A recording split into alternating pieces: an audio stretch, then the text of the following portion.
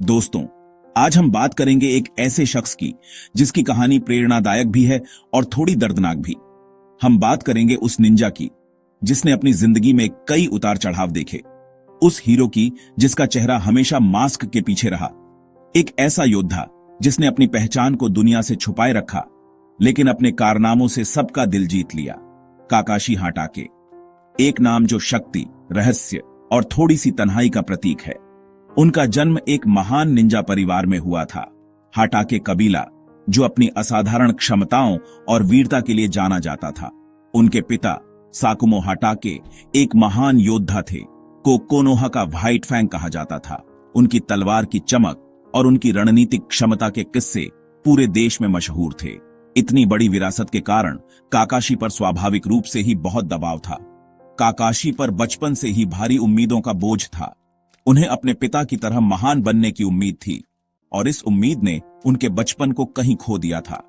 काकाशी ने खुद को नियमों और अनुशासन में बांध लिया था। उन्होंने अपने आप को सख्त प्रशिक्षण और अध्ययन में डुबो दिया ताकि वह हर कसौटी पर खरा उतर सकें। उनके लिए मिशन की सफलता ही सब कुछ थी, क्योंकि उन्हें लगता था कि यही उनके पिता की विरासत को आगे बढ़ाने का एकमात्र तरीका है, भावनाएं नहीं। उन्होंने अपनी भावनाओं को दबा दिया क्योंकि उन्हें लगता था कि वे उन्हें कमजोर बना देंगी। उनके पिता ने एक बार नियम तोड़कर साथियों को बचाया, एक ऐसा फैसला जिसने उनकी जिंदगी बदल दी, लेकिन समाज ने उन्हें ठुकरा दिया। उन्हें गद्दार माना गया और उनकी वीरता को भुला दिया गया। इस घटना ने काकाशी को सिखाया कि नियम तोड़ने के परिणाम कितने गंभीर हो सकते हैं, कि नियम सबसे ऊपर हैं और उन्हें हर कीमत पर पालन करना चाहिए। वह बाकी बच्चों से अलग थे, एक ऐसा बच्चा जो खेलकूद और हंसी मजाक से दूर अपनी पढ़ाई और ट्रेनिंग में व्यस्त रहता था। जहां सब खेलते, काकाशी ट्रेनिंग करते। वह हमेशा अपने साथियों से आगे रहने की कोशिश करते थे। उनकी प्रतिभा असाधारण थी। उन्होंने हर चीज में उत्कृष्टता हासिल की, चाहे वह निंजुत्सु हो, ताइजुत्सु हो या रणनीति। बहुत कम उम्र में जेनिन बन गए, एक ऐसा मुकाम जो आमतौर पर अनुभवी निंजा ही हासिल कर पाते हैं। लेकिन इस सफलता के पीछे एक कड़वी सच्चाई छिपी थी, एक गहरा अकेलापन छिपा था। काकाशी ने अपने आप को सबसे अलग कर लिया था और वह किसी को भी अपने करीब नहीं आने देते थे। वह एक मशीन की तरह बन गए थे, एक ऐसी मशीन जिसे सिर्फ आदेशों का पालन करना और मिशन पूरा करना आता था, जिनका मकसद सिर्फ मिशन पूरा करना था। उनके जीवन में और कुछ मायने नहीं रखता था। उनके चेहरे पर मुस्कान कम ही दिखाई देती थी, क्योंकि उनके दिल में एक गहरा दर्द छुपा हुआ था और आंखों में उदासी ज्यादा थी। उनकी आंखें उनके दिल की कहानी बयां करती थीं, एक ऐसी कहानी जो दर्द और अकेलेपन से भरी हुई थी। यही बोझ, यही अकेलापन और यही उदासी उनके भविष्य को बदलने वाला था। यह देखना दिलचस्प होगा कि काकाशी इस बोझ से कैसे निपटते हैं और क्या वह कभी अपनी जिंदगी में खुशी ढूंढ पाते हैं। काकाशी कोनोहा गांव का एक असाधारण प्रतिभा वाला निंजा। उसकी प्रतिभा कमाल की थी। बचपन से ही उसमें असाधारण क्षमताएं दिखाई देने लगी थीं। 5 साल की उम्र में अकादमी से ग्रेजुएट 6 में चुनिन। यह कोई मामूली बात नहीं थी। काकाशी ने अपनी उम्र के बच्चों से कहीं आगे बढ़कर अपनी निंजा क्षमताओं का प्रदर्शन किया था। उसकी असाधारण प्रतिभा ने उसे बहुत कम उम्र में ही पहचान दिला दी थी। उनकी मेहनत और लगन ने उन्हें सबका चहेता बना दिया। हर कोई उसकी लगन और समर्पण को देखकर हैरान था। काकाशी हमेशा अपने लक्ष्यों को प्राप्त करने के लिए कड़ी मेहनत करता था और यही उसकी सफलता का राज था। उन्हें टीम मिनाटो में जगह मिली, जो उस समय के सबसे होनहार निंजा टीमों में से एक थी, जहां ओबितो और रिन उनके साथी थे और लीडर थे मिनाटो नामिकाजे, जो बाद में चौथे होकेज बने। ये टीम काकाशी के जीवन का एक महत्वपूर्ण हिस्सा बन गई। यहां पहली बार काकाशी को टीम वर्क का असली मतलब समझ आया। पहले वह अकेले ही सब कुछ करने की कोशिश करता था, लेकिन टीम मिनाटो में शामिल होने के बाद उसे पता चला कि टीम वर्क कितना महत्वपूर्ण होता है। शुरुआत में काकाशी और ओबितो की सोच टकराती थी, क्योंकि दोनों के व्यक्तित्व और दृष्टिकोण अलग अलग थे। काकाशी नियमों को सर्वोपरि मानते, ओबितो दोस्ती को। उनके बीच अक्सर बहस होती रहती थी, लेकिन धीरे धीरे वे एक दूसरे को समझने लगे।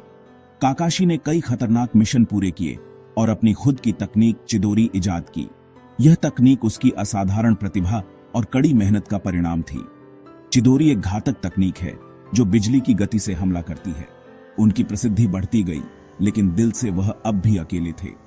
काकाशी ने अपनी प्रतिभा से बहुत कुछ हासिल किया था, लेकिन वह हमेशा अकेला महसूस करता था। वह अपने साथियों से दूरी बनाए रखते, भावनाओं को कमजोरी मानते थे। काकाशी को लगता था कि भावनाएं उसे कमजोर बना देंगी, इसलिए वह उनसे दूर रहता था।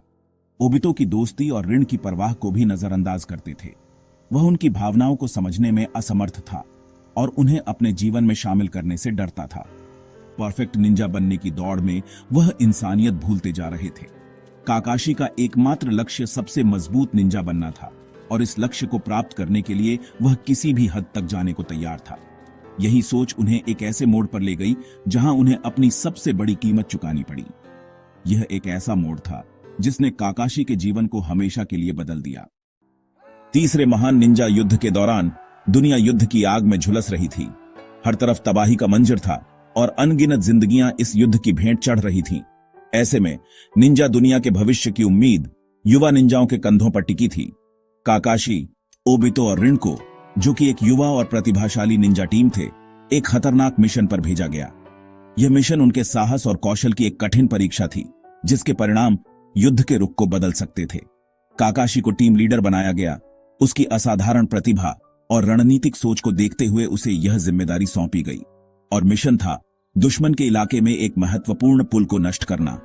यह पुल दुश्मन की आपूर्ति लाइन का एक अहम हिस्सा था और इसे नष्ट करने से दुश्मन की ताकत को कमजोर किया जा सकता था। मिशन के दौरान दुर्भाग्यवश ऋण किडनैप हो गई। दुश्मन ने उसे पकड़ लिया और टीम के सामने एक मुश्किल चुनौती आ खड़ी हुई। काकाशी एक अनुशासित निंजा होने के नाते नियमों के अनुसार मिशन को प्राथमिकता देने के लिए मजबूर था, क्योंकि युद्ध में सफलता के लिए नियमों का पालन करना जरूरी था। लेकिन ओबितो, जिसके दिल में दोस्ती का अटूट बंधन था, ने नियमों से ऊपर दोस्ती को चुना। उसके लिए ऋण की जान मिशन से ज्यादा कीमती थी। ओबितो के शब्द, जो उसके दिल की गहराई से निकले थे, जो अपने दोस्तों को छोड़ देते हैं, जो अपने साथियों को मुसीबत में अकेला छोड़ देते हैं, वे कचरे से भी बदतर होते हैं। ये शब्द उसकी अटूट वफादारी और दोस्ती के प्रति उसके समर्पण को दर्शाते थे। ओबितो के ये शब्द काकाशी के दिल में गहरे उतर गए, उसकी अंतरात्मा को झकझोर दिया। ओबितो बिना किसी हिचकिचाहट के अकेले ही ऋण को बचाने के लिए निकल पड़ा, अपनी जान की परवाह किए बिना। और काकाशी भी ओबितो के शब्दों से प्रेरित होकर अपने दोस्त के पीछे गया, अपने कर्तव्य और दोस्ती के बीच के द्वंद्व को खत्म करते हुए। दोनों ने मिलकर ऋण को बचाया। अपनी जान जोखिम में डालकर उन्होंने अपनी दोस्ती की ताकत का प्रदर्शन किया। लेकिन दुर्भाग्यवश वे एक जाल में फंस गए। दुश्मन ने उन्हें घेर लिया और उनके बचने की उम्मीद कम होती जा रही थी। ओबितो ने काकाशी को बचाने के लिए अपनी जान की बाजी लगा दी, अपनी जान दे दी। उसने अपने दोस्त के लिए सर्वोच्च बलिदान दिया, अपनी दोस्ती को अमर कर दिया। मरते वक्त ओबितो ने काकाशी के भविष्य को सुरक्षित करने का फैसला किया। ओबितो ने अपनी शारिंगान काकाशी को दी। यह एक ऐसा उपहार था जो उसकी विरासत को हमेशा जीवित रखेगा। एक दोस्त का आखिरी तोहफा, जो दोस्ती, बलिदान और प्रेम का प्रतीक था। इस दर्दनाक घटना ने काकाशी को अंदर तक तोड़ दिया, उसके जीवन को हमेशा के लिए बदल दिया। उन्होंने अपने सबसे अच्छे दोस्त को खो दिया और उस नुकसान का दर्द हमेशा उनके दिल में रहेगा। और काकाशी खुद को ओबितो की मौत का दोषी मानने लगे, क्योंकि वह उस समय नियमों का पालन करने पर अड़े थे। यह दर्द, यह अपराध बोध उनके साथ हमेशा रहा, उनके जीवन का एक अटूट हिस्सा बन गया। ओबितो की शारिंगान अब काकाशी की पहचान बन गई थी। एक दोस्त की याद, एक वादा और एक बोझ। काकाशी ने खुद से वादा किया कि वह अपने साथियों की रक्षा करेगा। शारिंगान ने उन्हें कॉपी निंजा बना दिया, लेकिन उचिहा न होने के कारण इसका इस्तेमाल उनके लिए भारी पड़ता था। उन्होंने 1000 से ज्यादा जुत्सु कॉपी किए, लेकिन इस ताकत के साथ दर्द भी जुड़ा था। जल्द ही ऋण को दुश्मनों ने 3 टेल्स बीस्ट के साथ फंसा लिया। ऋण ने काकाशी से उसे मारने की गुजारिश की ताकि गांव बच सके। एक लड़ाई में ऋण खुद काकाशी के चिदोरी के सामने आ गई और उसकी मौत हो गई। इस घटना ने काकाशी और छिपे हुए ओबितो दोनों की शारिंगान को मनगेकियों में बदल दिया। काकाशी ने खुद को दोषी मानते हुए अपनी भावनाओं को दबा लिया और एनबीयू ज्वाइन कर लिया। शारिंगान अब उनके लिए एक अभिशाप थी। एनबीयू में सालों बिताने के बाद काकाशी को जेनिन टीम का लीडर बनाया गया। अब उन्हें 3 युवा बच्चों नारुतो, सासुके और सकुरा को गाइड करना था। उनका घंटी टेस्ट टीम वर्क की असली परीक्षा थी। तीनों ने पहले अकेले कोशिश की, लेकिन फेल हो गए। काकाशी ने उन्हें ओबितो का सबक याद दिलाया जो अपने दोस्तों को छोड़ देते हैं वे कचरे से भी बदतर होते हैं। जब टीम ने मिलकर काम किया तो काकाशी ने उन्हें पास कर दिया। काकाशी ने उन्हें सिर्फ निंजुत्सु नहीं बल्कि भरोसा, समझ और टीम वर्क सिखाया। टीम साथ में उन्हें अपनी पुरानी टीम की झलक दिखती थी। वह चाहते थे कि उनकी नई टीम कभी उस दर्द से न गुजरे जिससे वह गुजरे थे। चौथे महान निंजा युद्ध में काकाशी को 3rd डिवीजन का कमांडर बनाया गया। उनकी लीडरशिप और रणनीति ने टीम को कई मुश्किलों से निकाला। उन्हें पुराने दुश्मनों से लड़ना पड़ा, लेकिन सबसे बड़ा झटका तब लगा जब ओबितो टोबी के रूप में सामने आया। काकाशी और ओबितो की लड़ाई 2 विचारधाराओं की टक्कर थी, एक दोस्ती और उम्मीद के लिए, दूसरा नफरत और दर्द के लिए। काकाशी ने ओबितो को समझाने की कोशिश की, लेकिन लड़ाई ने उन्हें उनकी सीमाओं से आगे धकेल दिया। युद्ध के अंतिम चरण में ओबितो ने अपनी शक्ति काकाशी को दी, जिससे काकाशी ने परफेक्ट सुसानु एक्टिवेट किया। काकाशी ने टीम 7 के साथ मिलकर युद्ध का रुख बदल दिया। उन्होंने साबित किया कि वह सिर्फ कॉपी निंजा नहीं बल्कि एक सच्चे हीरो हैं। युद्ध के बाद कोनोहा को एक मजबूत लीडर की जरूरत थी। सुनादे के बाद काकाशी छठे होकागे बने। उनके कार्यकाल में गांव ने शांति और आधुनिकीकरण का दौर देखा। उन्होंने नई टेक्नोलॉजी और पुनर्निर्माण पर जोर दिया। उनका शासनकाल शांत था, लेकिन उनकी स्थिरता ही गांव की सबसे बड़ी जरूरत थी। उन्होंने नारुतो को अगला होकागे बनने के लिए तैयार किया, उसे लीडरशिप के असली मायने सिखाए। जब नारुतो तैयार हुआ, काकाशी ने खुशी खुशी पद सौंप दिया और रिटायर हो गए। रिटायरमेंट के बाद वह सुकून भरी जिंदगी जीने लगे, पुराने दोस्तों के साथ समय बिताया। उनका सफर एक अकेले बच्चे से गांव के सबसे सम्मानित लीडर तक पहुंचा। यह कहानी है त्याग, दोस्ती और उम्मीद की। काकाशी की कहानी को खास बनाते हैं उनका नेतृत्व, निंजुत्सु में महारत और मार्गदर्शन। वह पैदाइशी लीडर नहीं थे, लेकिन अनुभवों ने उन्हें महान कमांडर बना दिया। उनकी शारिंगान और चिदोरी जैसी तकनीकों ने उन्हें कॉपी निंजा बनाया, लेकिन असली ताकत थी सही समय पर सही फैसला लेना। वह ताइजुत्सु, गेनजुत्सु और निंजुत्सु तीनों में माहिर थे। सबसे अहम, वह टीम 7 के लिए सिर्फ टीचर नहीं बल्कि पिता समान थे। उन्होंने अपने स्टूडेंट्स को सिर्फ लड़ना नहीं बल्कि जिंदगी के सबक सिखाए। उनका धैर्य और समझ टीम 7 को एक परिवार में बदलने में मददगार रहा। काकाशी की असली विरासत है उनकी फिलॉसफी, टीम वर्क और दोस्ती सबसे ऊपर। उन्होंने एक ऐसी पीढ़ी को प्रेरित किया जो साथियों की रक्षा को सबसे बड़ा धर्म मानती है।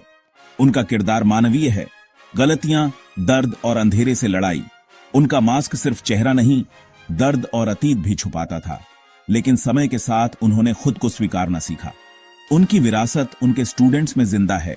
नारुतो, सासुके और सकुरा की सफलता